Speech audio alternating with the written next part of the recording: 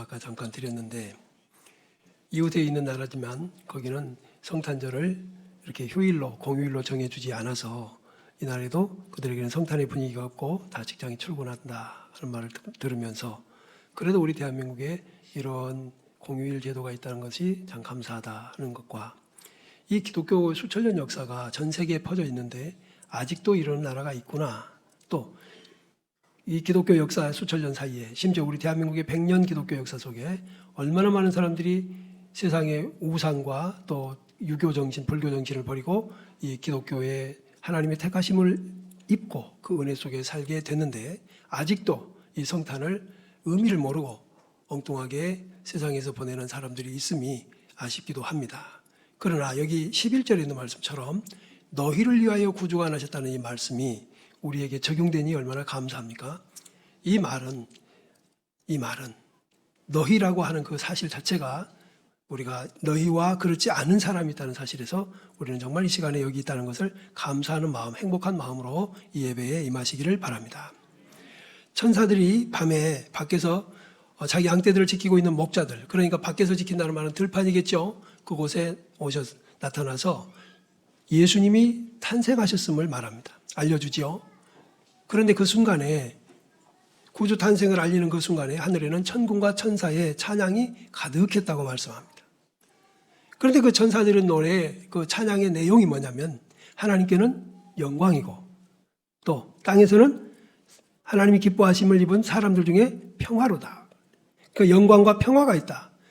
하나님께는 영광, 사람에게는 평화. 이게 성탄의 메시지라는 거예요. 할렐루야. 이게 무슨 말일까? 왜 이렇게 하셨을까? 다른 내용이 아니라. 그래서 오늘 이 두 가지를 같이 살펴보면서 또 한 번 이 성탄이 우리에게 좀 더 깊게 다가오고 우리의 삶에 실제화되었으면 좋겠습니다. 영광이라는 단어는 성경에서 많이 나오죠. 우리는 하나님께 영광 돌립니다. 그런데 영광이라는 게 뭐냐? 쉽게 표현하자면 하나님이 마음에 들어서 기뻐하신다, 그런 뜻. 우리가 하는 행동이, 태도가, 어떤 것이 마음에 들어. 그래서 기뻐하신다. 그래서 받아주신다, 그런 뜻이죠. 우리가 감정이 있는 인간이기 때문에 우리도 기쁨이 뭔지 압니다. 어떤 때 기쁜지, 어떤 때 화가 나는지, 어떤 때 슬픈지 알고 있어요. 그럼 예수님이 탄생하신다는 것 자체가 하나님께는 기쁨이 되었다는 거예요.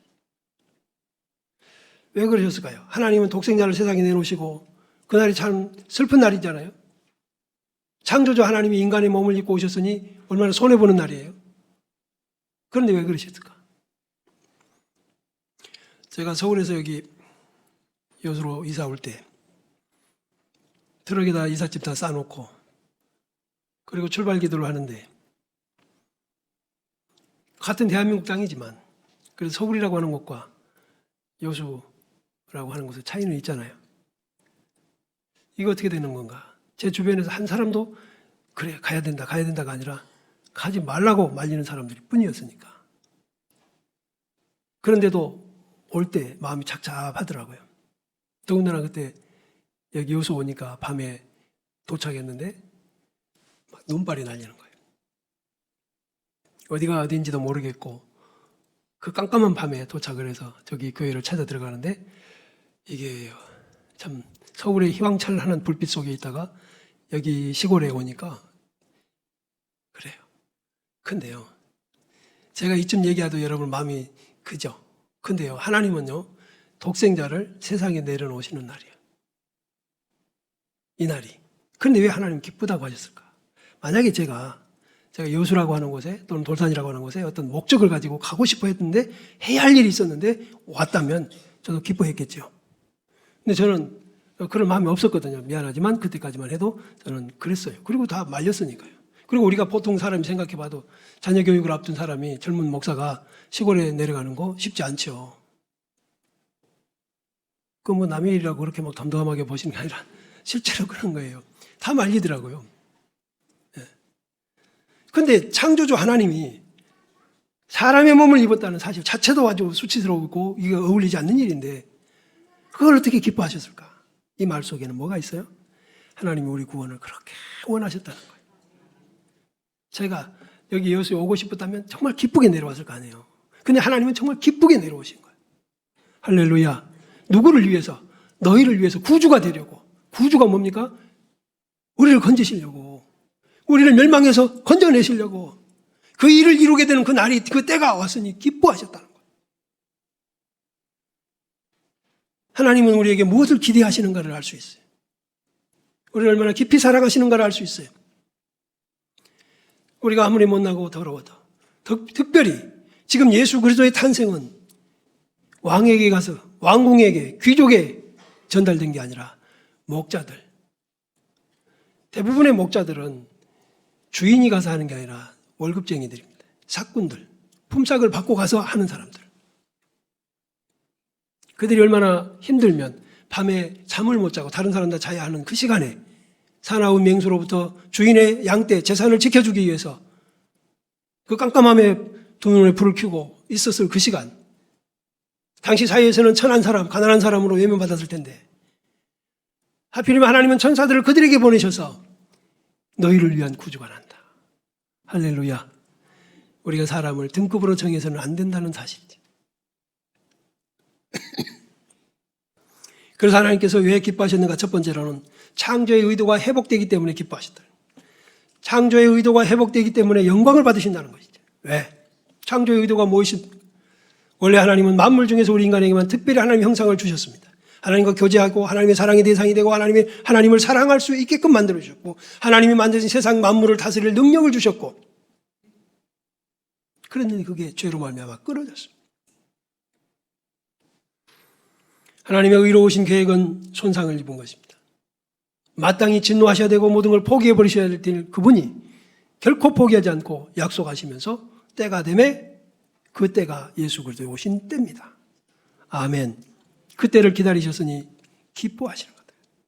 창조의 의도, 이제 하나님과의 교제가 이루어지니까 예수님이 오셔서 하나님 우리에게 어떻게 소개하시냐면 너희 아버지. 아멘. 너희 아버지다. 하나님 너희 아버지다. 한번 따라합시다. 하나님, 아버지. 아버지가 뭡니까? 아버지는 자녀를 책임집니다. 물론 우리 한국에서는 부족한 초보 아버지들이 많아가지고 아버지로부터 많은 상처를 받습니다. 저 역시나 그렇게 살았었고 아버지가 되어서는 또 자녀들에게 서툰 초보 운전자처럼 아이들에게 상처를 준 일이 지금 참 마음이 아프거든요. 개척교회 시절에 저 때는 아이가 뭘 알겠습니까만은 배가 고파서 이유식을 사줄 돈도 없는 가난한 목사가 예배 중에 아이가 배고프다고 울면 입을 틀어막아야 되고 울지 마라 울지 마라. 교인들 얘기는 울어도 목사 얘기는 울면 시험 든다. 100원짜리 과자 한 봉지를 사갖고 먹고 돌아다니는 집사님의 자녀들을 쫄쫄 따라다니면서 그 한 조각 얻어 먹어보고 싶어 했던 아이들의 그 눈에 시험이 들어서 목사의 애기들이 거지 같아서 교회를 떠나겠다고 하는 교인들. 그럽디다. 그래서 아파했던 아버지, 무능한 아버지였습니다. 그렇지만 하나님 아버지는 그런 분이 아니십니다. 여러분, 우리 하나님은 우리를 정말 인격적으로 사랑하시는 분입니다. 그분에게 우리는 실수할 수 있고 그분에게 또다시 죄를 지을 수 있으나 그 앞에 바르게 서려고 노력하고 돌아가면 됩니다. 아무리 어떤 일이 있어도 아버지를 떠나면 안 됩니다. 아버지의 주신 것 잘 감당하십시다. 우리에게는 하나님이 주신 것이 있고 아직 주시지 않은 것이 있습니다. 주신 것으로 감사하시고 아직 주시지 않은 것은 욕심내지 마시기 바랍니다. 자기 아버지로부터 165억짜리 서울 강남에 건물을 상속받은 한 연예인이 있었습니다. 임시성을 가진 분인데 그것도 90년대에 165억짜리 시가, 그때 당시 지금은 얼마였겠어요. 근데 그분이 다 말아먹고, 여러분도 이름을 제가 얘기하면 알만한 분들이 계실 거예요. 왜냐하면 우리 시대의 스타였으니까. 근데 지금은 원룸에 살면서 혼자 살아. 이혼당하고. 왜 그랬을까? 여러분 90년대에 165억을 은행에다 그대로 예치해놓고 이자만 먹어도 지금 잘 살 텐데. 이게 뭐냐? 인간의 욕심입니다. 투자를 하다가 속고 사기당하고. 교회 여러분, 하나님이 주신 것에 만족할 줄 아는 것, 그게 은혜입니다. 굉장히 큰 은혜입니다. 욕심을 버리는 것, 그거 굉장히 큰 은혜예요. 다른 사람과 비교하지 않고 나는 나다. 이것이 나에게 주신 은혜고, 이거 충성하면, 작은 것에 충성하면 더 큰 거 주실 거야. 이게 은혜입니다, 이게. 제가 이 여러 사람들을 보게 됐습니다. 한때 정말 잘 나갔던 사람들. 근데 어떻게 저렇게 됐지? 왜 저렇게 거지가 됐지? 그래요. 사랑하는 여러분, 지금이 감사한 줄 아십시오.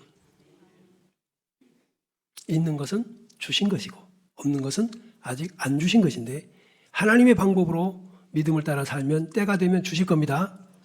그런데 수단 방법 가리지 않고 세속적 방법 쓰면 더 망합니다. 사울 왕은 하나님의 은혜 감당하지 못한 사람의 대표적 사례입니다. 우리는 이 성탄절을 통해서 많은 은혜를 받지만 이걸 감당하지 못하고 자꾸 세상적으로 살아가려고 하는 것이. 성탄은 창조의 의도가 회복되는, 다시 말하면 하나님이 아버지가 되시고 우리는 그의 자녀가 됐어. 이것이 최고의 복이어야 된다. 아멘. 하나님이 이것으로 영광 받으셨다면 우리도 이것이 최고의 복이 되어야 될 줄로 믿습니다. 나는 하나님이 아버지라고 하는 것으로 멈출 수가 없어. 더 이상 나가야 돼. 아버지라면 더 주세요 하고 나가는 것은 타락한 자식의 욕심이고, 맞습니다. 나 같은 죄인을 맞아주시니, 죄 지었던 탕자가 아버지께 돌아와가지고는 나는 아들이라고 칭함을 받지 못하겠습니다. 이제는 품꾼이 하나로 봐주시고 먹을 것만 주셔도 됩니다. 이게 자기 존재를 아는 것이죠. 지금 여기 있는 우리 모두는 다 하나님 앞에 한때 탕자였잖아요. 우리는 본질상 진노의 자녀였고 공중의 권세 잡은 자를 따랐으며 허물과 죄로 죽어서 하나님께 반응하지 못했던 시절이 있었습니다. 그랬던 우리를 받아주시고 살려주시고 하나님의 자녀가 되게 하시려고 창조주가 사람의 몸을 입고 피조물의 모습으로 세상에 오신 그날 하나님이 기뻐하셨다는 거예요. 기뻐하셨다고 하잖아요. 근데 왜 우리도 그 기쁨을 우리들 가슴에 새기지 못할까? 마땅히 진노의 대상인데 살려놓으니까. 우리 속담에 이런 거 있습니다. 물에 빠진 사람 건져줬더니 보따리까지 내놓으러 간다고. 지가 죽어갈 때 버려뒀으면 죽었을 텐데 살려줬더니 이제는 강도로 변해서 있는 것까지 뺏어가려고. 어쩌면 우리가 강도 같은 신앙생활을 하고 있는 건 아닌가 생각해요. 강도가 뭡니까? 남의 것 탐내는데 적당히 탐내는 게 아니라 물리력을 동원하고 흉기를 휘두르는 것입니다. 또 하나 이 성탄에서 하나님이 왜 기뻐하시냐면 하나님이 어떤 분인가를 선포하시는데 공의를 선포하십니다. 공의. 자, 죄의 삭은 사망입니다. 죄의 삭은 무조건 용서가 아닙니다. 반드시 죄의 삭은 누구의 죄든 간에 죄는 징계를 받습니다. 값을 치러야 용서가 되고 죄의 값을 치러야 없어집니다. 그 죄값을 주님이 대신. 제가 어젯밤에 2남이었, 3남이었지. 나 나오라고 한 사람들. 원한 맺혔어 아주. 자기들끼리 뭐 양파를 들이대고 하더니 나까지 나오라 그래. 근데 저도 나와서 만약에 양파를 뭐 눈에 문지르고 그런 일을 한다면 어땠을 것 같아요? 근데 주께서 아주 간단하게 해주시는데, 근데 제가 나가면서 이런 말을 들었어요. 목사님 만약에 험한 걸 그렇게 하게 됐으면 아무개 집사님이 대신하려고 했었습니다. 내가 감사하더라고요. 할렐루야. 그러면 그걸 뽑아가지고 그분을 한 번 더 하게 만들 건데, 내가 어려울 때 그거 하나 해준다는 말을 마음을 먹었다고 해도 감사하고, 아, 그랬었구나. 고맙더라고요. 여러분, 우리가 멸망의 길을 가는데 예수님이 대신 그 길을 가신 거예요. 고맙지요? 감사하지요? 왜 그랬을까? 왜? 많은 사람들 틈에서 왜 그랬었을까? 내가 무슨 자격이 있다고, 뭘 내놓을 게 있다고, 무엇이 이쁜 게 있다고. 그런데 이게 바로 은혜입니다. 감사하십시오. 여러분, 이 자리는 아무나 있는 자리가 아닙니다. 교회당은 아무나 밟는 게 아니에요. 열려진 문 아무나 드나드는 것 같지만 절대 그럴 리가 없습니다. 그는 여기 있음을 감사하십시오. 제가 전에 한 말씀 드렸잖아요. 1980년대 초인가 제가 지방에서 한 교회에 전도사로 있었는데, 이런 추운 겨울에 난방이 이렇게 될 리도 없는 시골 교회, 브로커로 지어놓은 교회, 창문은 나무로 만들어져 가지고 덜컥덜컥 하는 거, 마루는 청바닥이고, 바닥은 청바닥이 마루로 된 것. 그런데 거기에서 학생들을 가르치고 있을 때 뒤에서 문이 통 열리더니 한 사람이 그 앞에 그냥 쿵 쓰러집니다. 아이들이 막 깜짝 놀라고 뒤를 돌아보는데 제가 얘들아 놔두고 여기 봐라 하고 칠판에 계속 공부를 하고 한 30분도 넘게 했을 거예요. 밖에는 막 북풍한 소리 몰아치는 소리가 초당초당 소리 납니다. 마치 이렇게 나가 보니까 그 사람이 술에 취했는지 아주 술 냄새가 그냥 가까이 가자마자 나. 근데다가 몸이 젖어 있습니다. 옷이. 그리고 덜덜 떨고 있는 거예요. 안에 들어와 있어도 그래요. 그 동네 청년이 술 먹고 들어온 겁니다. 그러니 부축해서 나가자고 그러고 나가는데 신발을 찾아 신으면서 하는 말이 아무개야 아무개야 막 부르는 거예요. 어두운 허공에다 대고. 누가 또 있느냐 그러니까 이때. 그러면서 나를 보고 미안합니다 미안합니다. 근데 아무개가 언덕 밑에서 나오는 거야. 오돌오돌 술 먹고 둘이서 물에 빠져. 그러고 이제 추우니까 교회당을 찾아온 거예요. 근데 한 사람은 술 먹은 기운에 들어왔고요. 술 먹은 기운에도 교회를 못 들어오는 사람이 있더라고. 왜 안 들어오고 있었냐고 나는 무섭다고 그러더라고. 저는 그걸 기억해요. 그걸 기억해.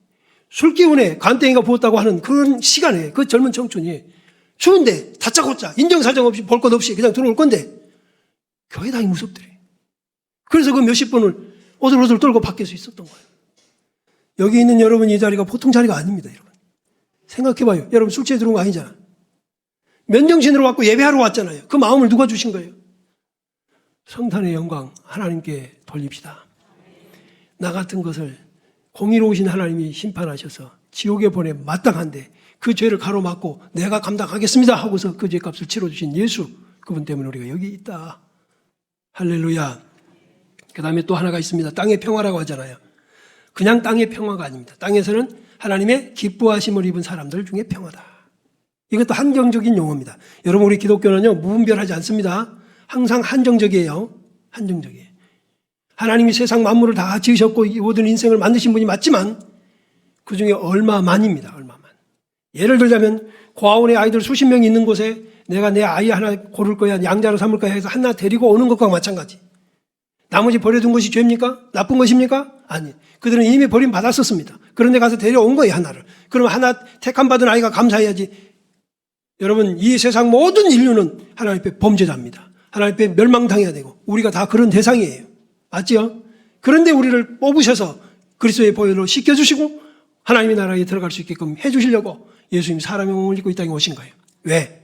왜 사람의 몸을 입냐? 사람인 우리가 지은 죄를 대신해서 지고 죽으셔야 하기 때문에. 근데 그분이 이렇게 말씀하신 거예요. 사람들 중에 평화다. 하나님과 인간 간의 화목이 성탄이고 사람 간의 사람과 사람 간의 평화가 성탄입니다. 우리는 범죄로 말미암아서 하나님과도 단절되지만 사랑과도 단절이 됩니다. 저는 이것이 교회 안에서도 많이 치료되지 못한 현상을 많이 보고 있습니다. 아직도 치료 중입니다. 우리는. 이런 사연 저런 일로 서로에게 관계 단절을 과감없이 아픔도 느끼지 않고 서둘러서 해버리는 이들 회개하셔야 됩니다. 예수 똑바로 믿고 성탄의 의미를 아는 자들은 관계 단절을 서두를 것이 아니라 회복을 위해 노력해야 되고 회복을 위해 기도해야 되고 회복을 위해 회개할 것이 무엇인가를 찾아야 됩니다. 내 몫은 뭔가 내 몫은. 먼저 다가가라는 거지. 우리가 지니고 있는 모든 선이나 희망은 하나님의 자비에서 비롯됩니다. 평화는 모든 선을 지향합니다. 불화가 악을 저지르는 것이죠. 악은 불화를 만들어냅니다. 우리는 하나님의 자비와 긍휼 앞에서 얼마나 감사하냐. 그 다음에 그 긍휼을 입었던 긍휼을 다른 사람에게 베풀고 저도 한때는 사람을 단죄하던 때가 있었습니다. 근데 한 천주교 신부님이 강의 중에 그럽니다. 자기가 이렇게 많은 사람 모아놓고 강의를 하고 있는데 핸드폰이 울린 거예요. 짜증이 났어요. 약간 좀 싫은 표정을 했어요. 아까부터 끄랬는데 내가 왜 그거 안 껐느냐고. 옆에 사람이 서둘러서 막 해주고는 하는 말이 신부님, 이 사람은 청각장애자입니다. 한 번도 이런 적이 없었는데 오늘은 이걸 미처 못했는 모양입니다. 자기 핸드폰이 울리지만 이 사람은 자기 것이 울리는 줄 몰랐다는 것. 그 후로 자기는 강의 중에 핸드폰이 울렸는데 한 번도 짜증내지 못했다고 그러더라고요. 왜? 저 사람도 청각장애인지 모르잖아요. 남을 미리 알기 전에 단죄하는 게 우리입니다. 가보지 않은 길을 단죄하는 게 우리입니다. 살아보지 않은 인생을 논란하는 게 우리입니다. 얼마나 우리가 가벼운가. 부모가 돼보기 전에는 부모 속을 모르는 거지. 그래서 무덤 앞에 가서 통곡을 하는 건 그래봐야. 여러분 지금 잘합시다. 지금 만족하고 지금 감사하고 성탄이 그런 시기. 정리하겠습니다. 주님은 오셔서 우리에게 이런 말씀을 하시는데 자격 있는 말씀이거든요. 원수를 사랑하라 그래요. 본인이 원수를 사랑하신 모범을 보이셨잖아. 우리는 형제간에도 사랑을 못해. 작은 유산 하나 갖고도 난리가 나. 조그만 이익 갖고도 난리가 나. 이러면서도 기독교인이고 성탄을 얘기하고 있고 우리의 쇠털보다도 가벼운 이 인간의 마음들을 회개하고 이 성탄이 정말 우리 인생을 한번 바꿀 수 있는 기회였으면 좋겠어요. 어쩌면 제가 여러분과 보내는 마지막 성탄일지도 모르겠습니다. 그러나 이 성탄이 정말 우리에게 깊게 남았으면 좋겠습니다. 하나님 앞에서 두고두고 우리가 주님 오실 때까지는 우리가 살아있는 동안에는 반복되어질 성탄이지만 또 한 번의 성탄에는 그만큼 성장해 있고 또 한 번의 성탄이 오면 그만큼 성숙해 있는 우리 교우들이 다 되시기를 축복해 드립니다. 기도합시다.